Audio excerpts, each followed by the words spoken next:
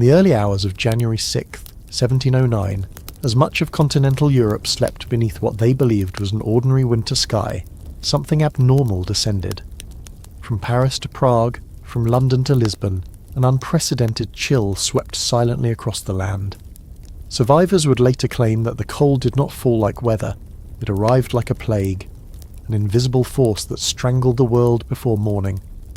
Meteorological measurements from the time, though crude by modern standards, suggest that temperatures across Western Europe dropped by as much as 20 degrees Celsius in a single night. In Paris, the physician and astronomer Philippe de la Hire recorded 23 degrees Celsius at dawn, while in Zurich chronicles note 30 degrees Celsius. For perspective, these figures were not just unusually low, they were catastrophic in a pre-industrial society, where most homes were insulated with little more than straw and prayer. From the French countryside comes one of the earliest personal accounts of that night. A letter dated January 7th, written by Jean Buvat, a Parisian clerk, describes an eerie stillness before the disaster. The air was strangely silent. No dogs barked, no cocks crowed. Then came a wind so sharp it seemed to cut the breath in my throat. I felt as though my very bones were freezing from within. In the early hours of January 6, 1709, as much of continental Europe slept beneath what they believed was an ordinary winter sky, something abnormal descended. From Paris to Prague, from London to Lisbon, an unprecedented chill swept silently across the land. Survivors would later claim that the cold did not fall like weather, it arrived like a plague, an invisible force that strangled the world before morning. Meteorological measurements from the time, though crude by modern standards, suggest that temperatures across Western Europe dropped by as much as 20 degrees Celsius in a single night. In Paris, the physician and astronomer Philippe de la Hire recorded 23 degrees Celsius at dawn, while in Zurich chronicles note 30 degrees Celsius. For perspective, these figures were not just unusually low, they were catastrophic in a pre-industrial society, where most homes were insulated with little more than straw and prayer. From the French countryside comes one of the earliest personal accounts of that night. A letter dated January 7th, written by Jean Buvat, a Parisian clerk, describes an eerie stillness before the disaster. The air was strangely silent. No dogs barked, no cocks crowed. Then came a wind so sharp it seemed to cut the breath in my throat. I felt as though my very bones were freezing from within. In the early hours of January 6, 1709, as much of continental Europe slept beneath what they believed was an ordinary winter sky, something abnormal descended. From Paris to Prague, from London to Lisbon, an unprecedented chill swept silently across the land. Survivors would later claim that the cold did not fall like weather, it arrived like a plague, an invisible force that strangled the world before morning. Meteorological measurements from the time, though crude by modern standards, suggest that temperatures across Western Europe dropped by as much as 20 degrees Celsius in a single night. In Paris, the physician and astronomer Philippe de la Hire recorded 23 degrees Celsius at dawn, while in Zurich chronicles note 30 degrees Celsius. For perspective, these figures were not just unusually low, they were catastrophic in a pre-industrial society, where most homes were insulated with little more than straw and prayer. From the French countryside comes one of the earliest personal accounts of that night. A letter dated January 7th, written by Jean Buvat, a Parisian clerk, describes an eerie stillness before the disaster.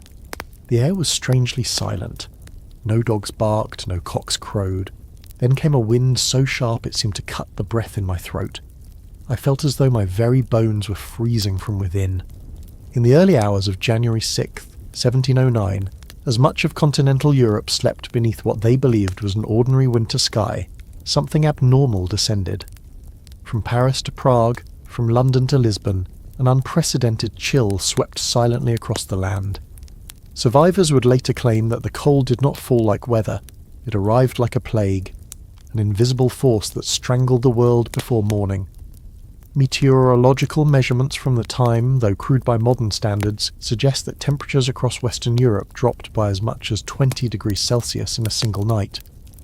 In Paris, the physician and astronomer Philippe de la Hire recorded 23 degrees Celsius at dawn, while in Zurich chronicles note 30 degrees Celsius.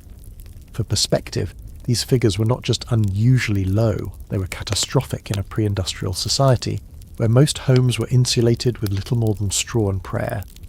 From the French countryside comes one of the earliest personal accounts of that night. A letter dated January 7th, written by Jean Buvat, a Parisian clerk, describes an eerie stillness before the disaster. The air was strangely silent. No dogs barked, no cocks crowed. Then came a wind so sharp it seemed to cut the breath in my throat. I felt as though my very bones were freezing from within. In the early hours of January 6th, 1709, as much of continental Europe slept beneath what they believed was an ordinary winter sky, something abnormal descended. From Paris to Prague, from London to Lisbon, an unprecedented chill swept silently across the land. Survivors would later claim that the cold did not fall like weather, it arrived like a plague, an invisible force that strangled the world before morning.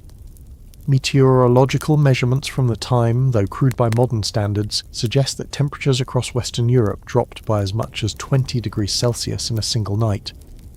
In Paris, the physician and astronomer Philippe de la Hire recorded 23 degrees Celsius at dawn, while in Zurich chronicles note 30 degrees Celsius. For perspective, these figures were not just unusually low, they were catastrophic in a pre-industrial society, where most homes were insulated with little more than straw and prayer. From the French countryside comes one of the earliest personal accounts of that night. A letter dated January 7th, written by Jean Buvat, a Parisian clerk, describes an eerie stillness before the disaster. The air was strangely silent. No dogs barked, no cocks crowed. Then came a wind so sharp it seemed to cut the breath in my throat. I felt as though my very bones were freezing from within. By morning, every water basin in the house had turned solid as marble. Across the channel, the London Postboy, a newspaper of the era, printed a report from Kent. The frost hath seized upon the milk as it is drawn from the udders, and the fowls on the roost have been found frozen, their wings spread as if in flight. By sunrise, the transformation was complete. Rivers stiffened into glass, ponds cracked under the weight of cattle attempting to drink from them, and wine froze solid inside bottles, forcing tavern keepers to chip it with axes. Even bread hardened like stone, requiring it to be cut with saws rather than knives. Much of the population did not yet realise that this was not a mere cold snap. They would only understand its severity in the days that followed.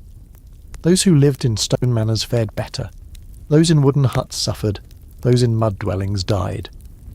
In the French village of Châtillon-sur-Seine, a priest recorded that 20 beggars seeking warmth in the church vestibule were found dead by morning, their limbs locked in contorted shapes. He wrote, "They appeared not as men, but as statues of ice, their hair white with frost, the eyelashes glued with frozen tears." Meanwhile, in northern Italy, where winters were usually mild, panic set in. In Bologna, municipal records note the first ever freezing of the river Po in living memory. Fishermen, astonished and eager to profit from the spectacle, attempted to walk across it, but some broke through the thin crust and disappeared beneath, the water too cold for rescue. No region was spared. In Spain, olive groves withered overnight. In the Holy Roman Empire, entire vineyards, some centuries old, turned black and brittle. In Switzerland, wolves descended from the mountains in search of food, only to collapse in the snow themselves, their breath crystallizing in the air. Even the sea succumbed. Along the Dutch coast, sailors reported that the North Sea had frozen along the harbours, trapping ships in place. One Dutch captain wrote, "I could walk from my vessel to the quay without the aid of a plank. We were imprisoned not by chains, but by nature's iron." But perhaps the most chilling descriptions come from rural peasants, who had no diaries, no parchment, no education, but whose suffering was captured by parish records. In the town of Orleans, a midwife named Marguerite Leclerc testified to local authorities. Infants perish as if the cold steals the life from them before their first cry. Mothers warm stones in the hearth and press them to their children's feet, but the stones grow cold in minutes. The frost penetrated not just homes, but human bodies. Physicians reported tongues freezing to teeth and breath crystallizing inside nostrils, sealing them shut. Some who attempted to flee their homes collapsed within steps of their thresholds, found seated upright in the morning, as if merely resting. This was not merely cold, it was paralysis. Yet the most terrifying aspect was that this was only the beginning. By the third day, fires struggled to burn, for even wood seemed reluctant to ignite. Animals huddled beside humans in barns and stables. In some places, desperate villagers brought horses indoors, not as beasts of burden, but as sources of warmth. Historians estimate that in France alone 500,000 livestock perished within the first 2 weeks, and grain stores froze so solid that millstones shattered trying to grind them. Across Europe, fear turned to speculation. Some declared it divine punishment. Others whispered that a comet seen the previous year had poisoned the air. A few claimed witches had opened the gates of the north wind, but none had answers. Governments issued decrees, but policy is a poor shield against weather. The French King Louis XIV then, in the twilight of his reign, ordered daily distribution of wood and bread to the poor, yet both were insufficient. In Prussia, King Frederick I commanded that all taverns remain open day and night, so that no man should die without ale or fire. But taverns themselves soon ran out of both. The diaries, newspapers, and municipal records of January 1709 read not as chronicles of weather, but as annals of war. A war not between nations, but between humankind and cold itself. And winter was winning. If the first days of the frost were defined by shock, the following weeks brought something far more merciless: hunger. Cold alone could be endured, but cold that silenced the soil and killed the cattle became a sentence. Throughout January and February of 1709, Europe's food systems collapsed with stunning speed. In agrarian societies, survival was measured in sackfuls of grain, and smoked meat hung from rafters. But the frost reached even into granaries. Parish archives from Burgundy recount how entire stockpiles of wheat froze into solid blocks, ungrindable by mill or mortar. In many regions, mill wheels stopped turning entirely, the rivers beneath them solid. In France, famine did not arrive gently. It prowled like a beast. A report from the intendant of Limousin, addressed to the Royal Council, reads, "I have seen men scraping the bark from trees to make a bitter flour. Women boil straw in hopes of drawing nourishment. Those who still possess seed grain sleep with it in their beds, for fear it should freeze to stone." In the Dutch Republic, famed for its maritime trade and relative wealth, the situation was scarcely better.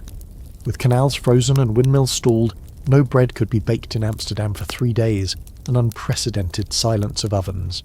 One baker recorded in despair, "The dough stiffens as soon as I knead it. The very breath from my mouth falls as frost upon the crust." Livestock, long thought of as walking currency, died faster than they could be butchered. In Bavaria, municipal ledgers list tens of thousands of cattle lost in a single fortnight, their carcasses found upright, frozen in place as if petrified. In some villages, pigs were slaughtered prematurely in panic, flooding markets with meat that could not be preserved, rotting in the iron air. A merchant from Cologne wrote, "We feast like kings for 1 day and starve like beggars for 10. But perhaps the cruelest tragedy was reserved for the vineyards of France and the olive groves of Spain and Italy, crops that defined both economy and culture. Records from Languedoc describe centuries-old vines split down the middle by frost, their roots cracked like pottery. In Andalusia, olive trees blackened, their fruit bursting open with frozen oil. The loss was not merely agricultural, it was civilizational. As supplies dwindled, prices soared. In Paris, the cost of wheat tripled within days. In Lyon, bakers were attacked by desperate mobs. The Gazette of Toulouse printed a warning that any man found hoarding grain shall be stripped of it by force, and his house opened to public inspection. And yet hoarding persisted. The wealthy retreated to their estates, stocking their cellars and stoking their hearths. The poor broke into forests to gather firewood, only to be beaten or arrested, for trees were the property of the crown. In some regions, peasants formed armed bands, not of rebellion but of survival. They raided storehouses, overturned wagons, and seized bread convoys meant for the army. In Normandy, a royal courier reported, "They stopped us on the road and demanded we throw them the loaves. When we refused, they laid themselves beneath the wheels, saying, 'Then run us over, for we shall die anyway.'"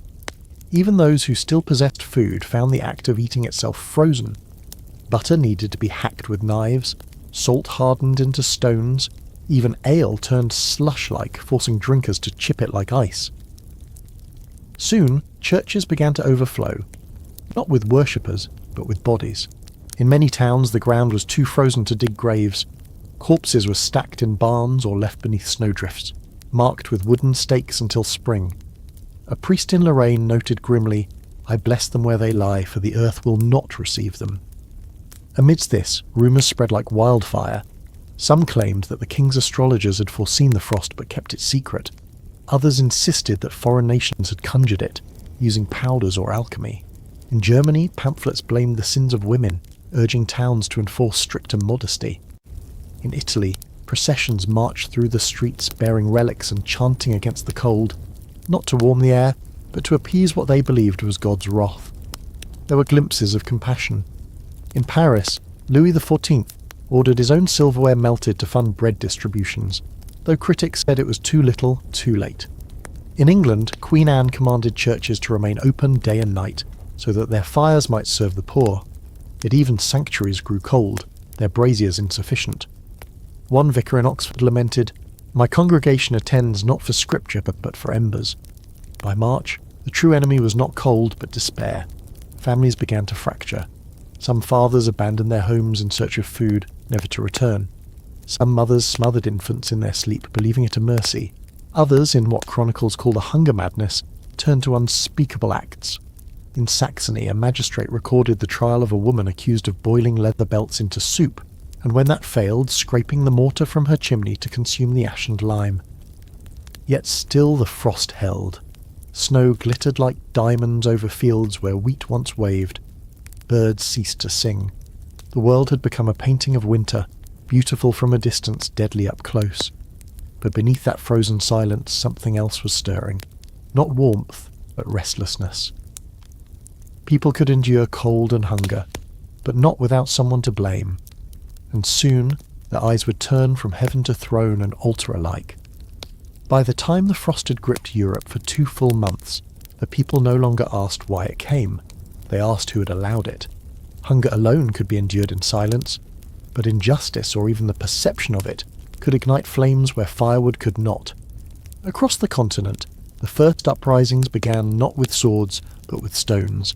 In market towns from Rouen to Krakow, crowds gathered outside bakeries at dawn, demanding bread not with pleas but with fists. Bakers protested that grain cost more than gold. Mobs responded that hunger could not be priced.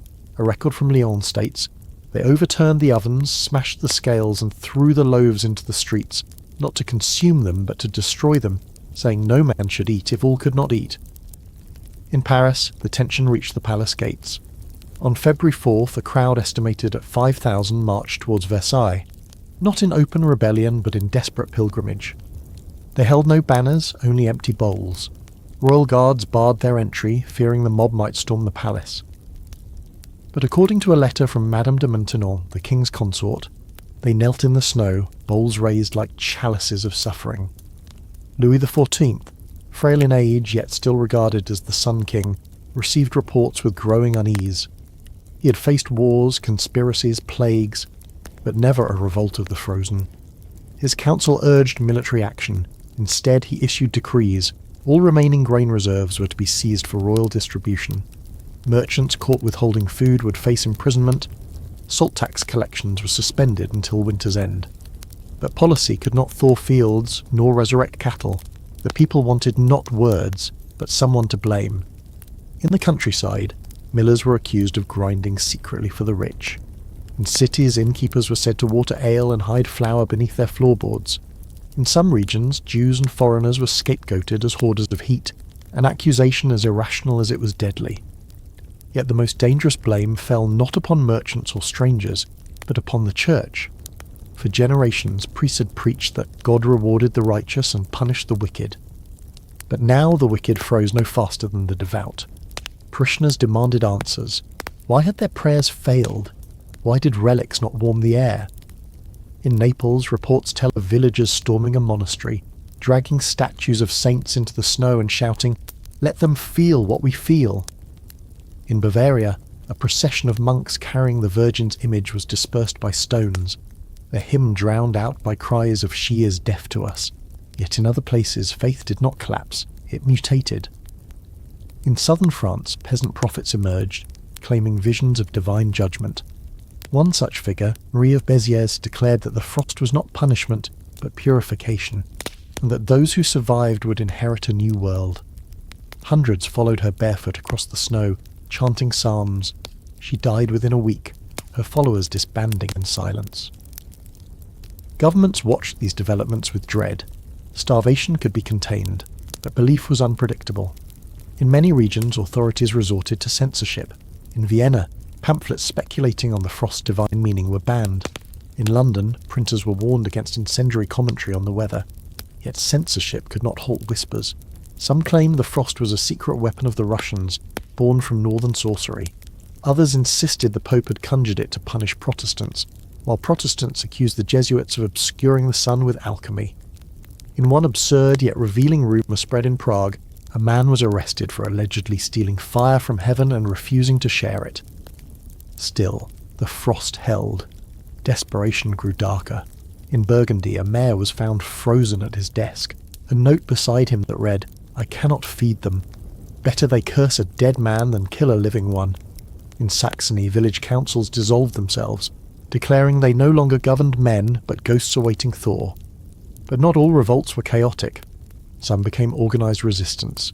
In the Swiss Alps, villagers seized control of grain caravans destined for foreign armies, redirecting them to local distribution. They called themselves the Brotherhood of the Hearth. In the Low Countries, women led marches chanting bread or blood.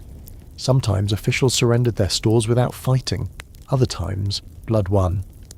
What terrified rulers most was not violence, but unity. In Poland, Catholics and Protestants prayed together in public squares for the first time in living memory. In Spain, peasants and nobles shared fires in village halls, abandoning centuries of protocol. Yet this newfound solidarity was fragile. Hunger is a poor foundation for peace. And as spring drew near, but warmth did not, the continent faced a new realization. This frost was not merely a disaster, it was a mirror. It had not only frozen rivers, it had revealed the anatomy of a civilization held together by scarcity and submission. Kings who claimed divine right trembled beneath blankets. Priests who promised salvation found themselves begging for coal. Merchants who believed in profit now bartered for roots. The people had seen their rulers powerless, and once seen, such weakness could not be unseen. Soon the frost would loosen its grip, but when it did, the land would thaw faster than trust, and Europe would never quite be the same again. When the ice finally began to loosen its grip in late March of 1709, many believed deliverance had come at last. Snow retreated into gutters, icicles wept from rooftops, and rivers, long mute and marble still, began to crack with sounds like cannon fire. Villagers knelt in the mud, scooping the first liquid water into their hands as if it were wine. But the thaw brought not salvation, only a new face of suffering. As the snow melted, the dead resurfaced. In countless towns, mass graves lay unfinished, their excavation abandoned when the ground turned to granite. Now, bodies emerged from shallow trenches, their limbs protruding like roots from loosened soil. Parish chronicles from Auvergne state, the earth gave back what winter had taken. The stench rose like a fog, and men crossed themselves not against cold but against corruption. The first to fall ill were the grave diggers, handling the thawing corpses, then the priests administering last rites, then the starving, whose immune systems had been eroded by months of privation. Physicians, though few in number, recognised the symptoms: swelling of the glands, darkening of the extremities, fever that burned hotter than any hearth. Some called it the spring plague, others called it simply the rot. In the city of Rouen alone, 1 in 10 perished in April. In Vienna, entire orphanages were found silent, their caretakers dead alongside children. The Council of Florence issued a decree forbidding public gatherings, including church services, for fear that prayer itself might spread disease. Yet illness was only one contagion. Crime, too, thawed. During the frost, hunger had united neighbours in shared suffering. But once the ice broke, scarcity sharpened into competition. In the French countryside, disputes arose over who owned fields that lay dead and blackened. Some argued that if seeds had perished, so had claims. Others took fields by force at night, ploughing furrows as proof of possession. Lawsuits flooded the courts, but judges, themselves hungry, often ruled in favour of those who could offer bread, not logic. In cities, beggars multiplied beyond counting. Many were former tradesmen, soldiers, even minor nobles who had sold their last possessions to buy grain that never came. In London, pamphlets warned of the coming flood of frost refugees, while in Amsterdam, merchant guilds petitioned for walls to be raised. Governments attempted recovery, but economies cannot be revived with proclamations. In Prussia, coinage was devalued, leading to inflation so rapid that a loaf of bread doubled in price between sunrise and noon. In Spain, the crown borrowed heavily from the church, only to default within weeks.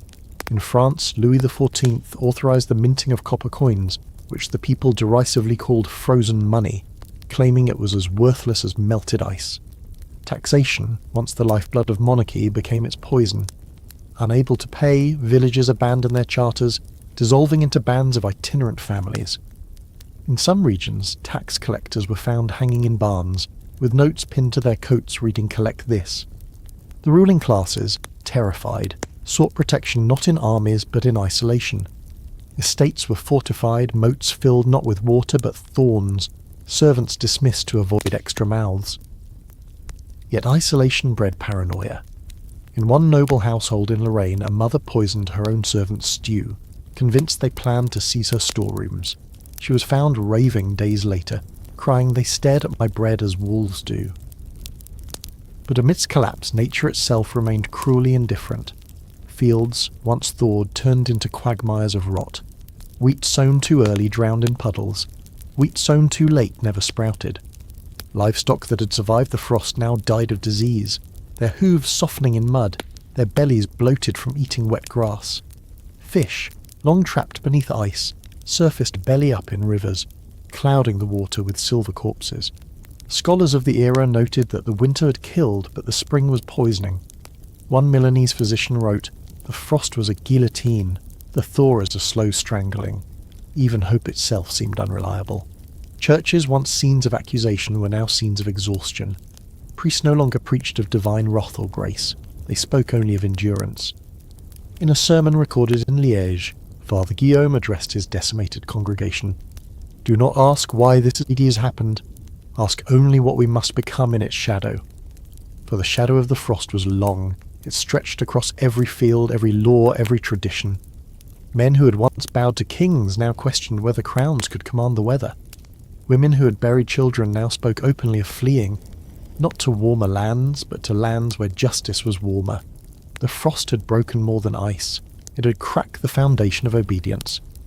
And as the world dried, something new began to kindle. Not warmth, but anger with memory. For suffering that ends is grief, but suffering that lingers is rebellion waiting for a spark. By the autumn of 1709, Europe was no longer the continent it had been. The frost had melted, but its imprint remained in the bones of nations, in the laws rewritten, in the thrones shaken, and in the people who would never again regard winter, or authority, the same way. No country emerged untouched, yet each responded differently, and those responses shaped centuries to come. In France, Louis XIV, the Sun King, who had once declared, "I am the state," found his radiance diminished. Though he survived the frost, his image as God's chosen monarch did not. His attempt to control grain distribution had proved insufficient, and trust in the crown eroded. Peasant uprisings, once local, grew ideological. Pamphlets began to circulate with phrases once unthinkable. "If the king cannot feed us, what need have we of kings?" Historians would later argue that the seeds of the French Revolution were sown not in 1789, but in the frozen furrows of 1709.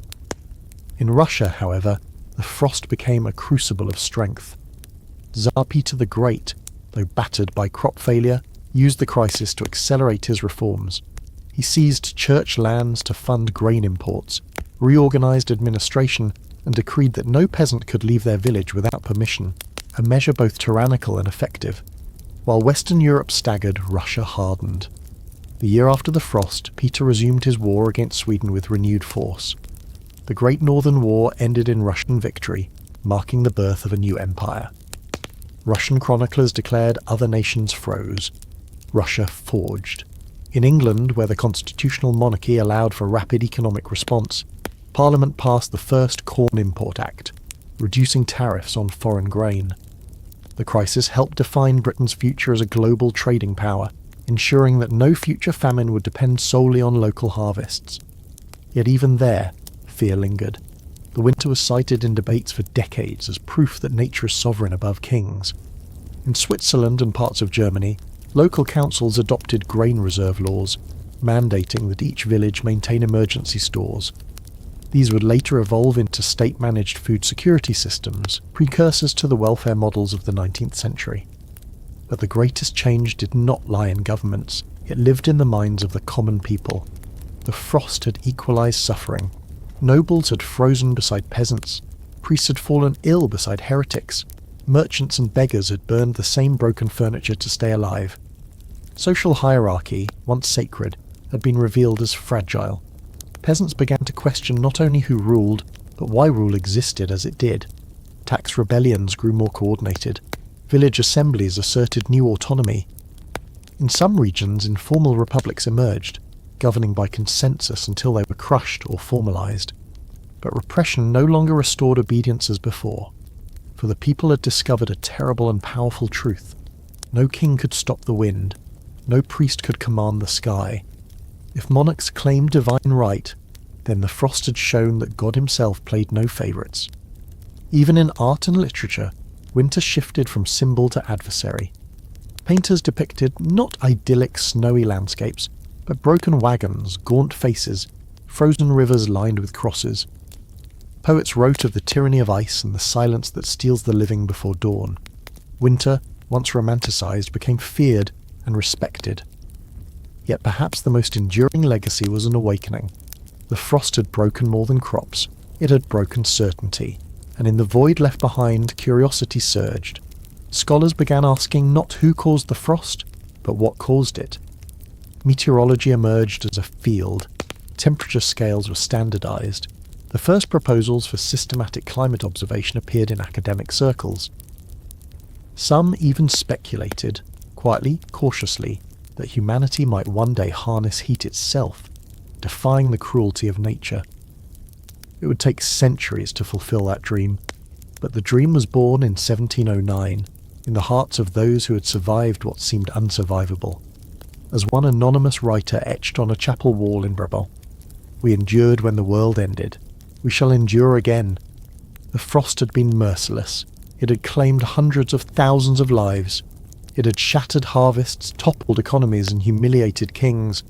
But it had also given birth to resilience, rebellion, and reason. The winter of 1709 was not only a catastrophe, it was a revolution written in ice.